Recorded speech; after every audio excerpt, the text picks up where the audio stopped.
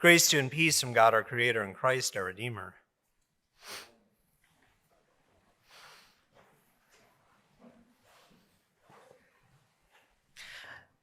I wonder how Jesus knew. As he stood aside from the other disciples with Peter, how did he know it was Satan speaking in the words of his disciple and his friend? Where had he heard these words before, so as to recognize them so quickly? It is a startling story we hear today because his rebuke is shocking. Jesus' sharp words surprise us. They're not the gentle, comforting words we like to remember Jesus saying. They're not the gentle, comforting words we like to hear.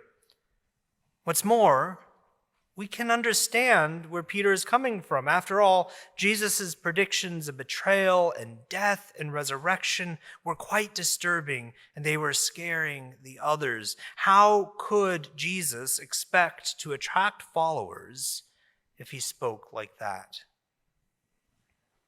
I don't know about you, but I can imagine Peter pulling Jesus aside, perhaps putting his arm around Jesus' shoulder in order to offer him this wisdom. I can almost hear his voice as he suggests that Jesus tone it down a bit. Maybe lay off the predictions of his death for a while. Several years ago now, I had the opportunity to spend a week in Cambridge, England, while Matt was on sabbatical, singing with a college chapel choir. So while I was there, I had been attending choral evensong services in which he was singing. And on my last evening, I hung back a bit after the service in order to thank the director and offer my goodbye. However, after saying that I thought it had been a wonderful service, she interjected that it had not been, and was clearly displeased with something that had happened in one of the pieces. I thought little of it until later Matt told me that she had expressed feeling bad about snapping at me, but that I was such an American and that my positivity had rubbed her the wrong way. It stuck with me because it was the first time I'd ever made someone angry by being positive, which I found amusing. But more importantly, it has stuck with me because she is right. Ours is a culture of relentless optimism. What's more, I would not be the first to argue that it is not actually a uniquely American trait, but one more broadly defined as a North American trait. North American culture is one of positivity, of progress, of personal growth. Peter's actions and his words seem reasonable to us, and Jesus' reaction shocking because Peter's words align so nicely and closely with our North American worldview. Now, admittedly, a cultural worldview that emphasizes optimism and progress and personal growth doesn't sound all that bad. However, it is actually an expression of triumphalism, which Canadian theologian Douglas John Hall defines as the tendency in all strongly held worldviews, whether religious or secular, to present themselves as full and complete accounts of reality, leaving little, if any, room for debate or difference of opinion, and expecting of their adherents unflinching belief and loyalty.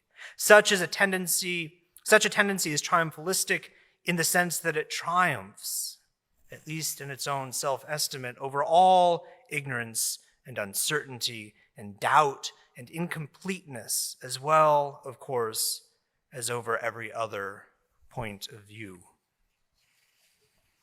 The North American worldview, when it goes astray, veers into this realm of triumphalism, and we can see it at work around us today. Triumphalism, after all, is what is behind Donald Trump's appeal and his rise to power, and triumphalism is behind concepts and legal principles like manifest destiny. And triumphalism is what enabled the colonization of indigenous people in this country and in the United States. But as Douglas John Hall observed, triumphalism is not limited to the secular sphere. It intersects with religion all too easily.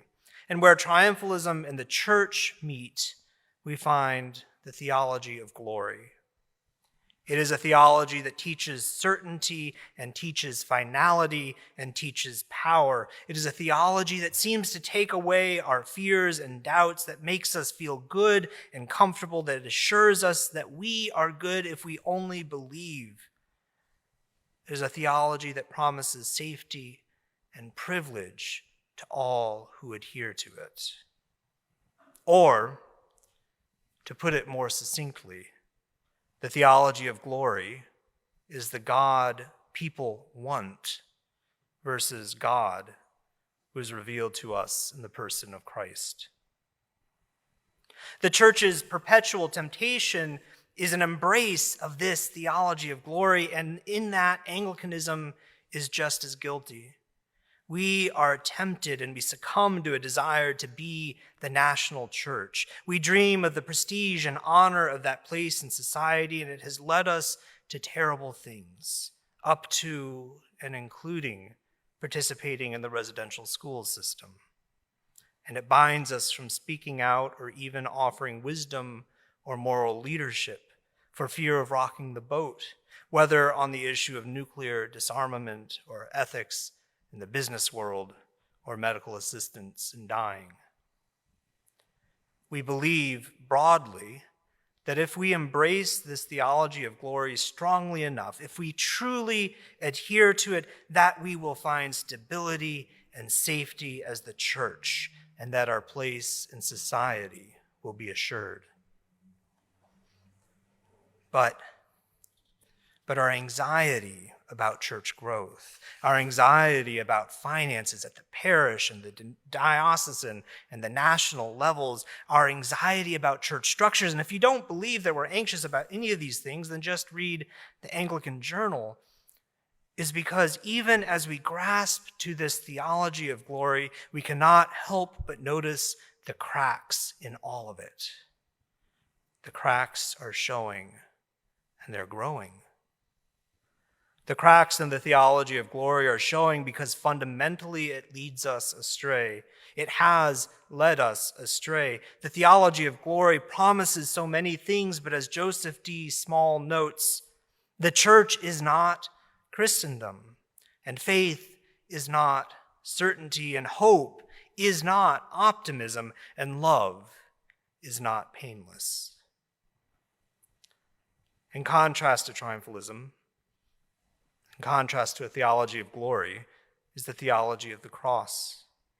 The theology of the cross is revealed to us in the crucified one, points to a God who does not triumph over creation, but who so loved creation and us that God would be willing to die for it.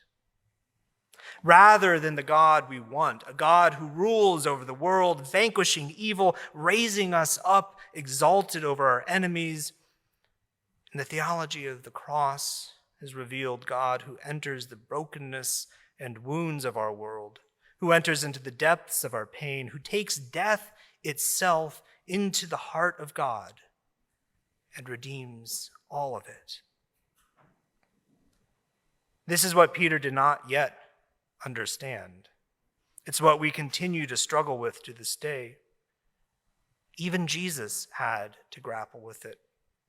Because indeed, Jesus did recognize Satan's words that day because he had heard them before. He had heard them when he was in the wilderness for 40 days and had to wrestle with his own human desires and conceptions about who God should be, and instead empty himself.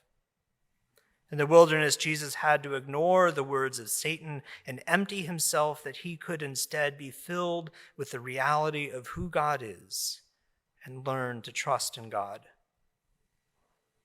And Jesus would have to struggle with this same thing again, this time not in the wilderness, but in a certain garden before he was betrayed, where he prayed that God might take this cup from him before accepting the path God led him on.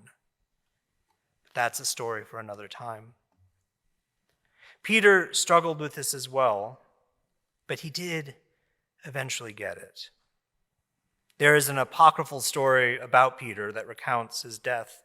And in the story, Peter, now many years older, is fleeing the burning city of Rome through the Appian Way when he suddenly has a vision of Christ heading in the opposite direction. "Where are you going, Lord?" Peter asks. The vision of Christ responds, "Into Rome, to be crucified again." And so Peter, humbled by Christ's words, turns around and returns to the flaming city, where legend tells us he came to his own upside-down crucifixion. As Douglas John Hall notes, the point of this story about Peter is not his suffering, but that the risen Christ is always going toward this world, the world's rejection notwithstanding, and discipleship, when it is authentically so, is always a matter of being taken up into this world-directedness, despite one's own preference for security and peace. My friends, we who would call ourselves disciples must do the same, following in the steps of Peter, who followed in the steps of Christ before him, into the heart of the world, into the heart of suffering, until we find the cross there, and on it, Christ.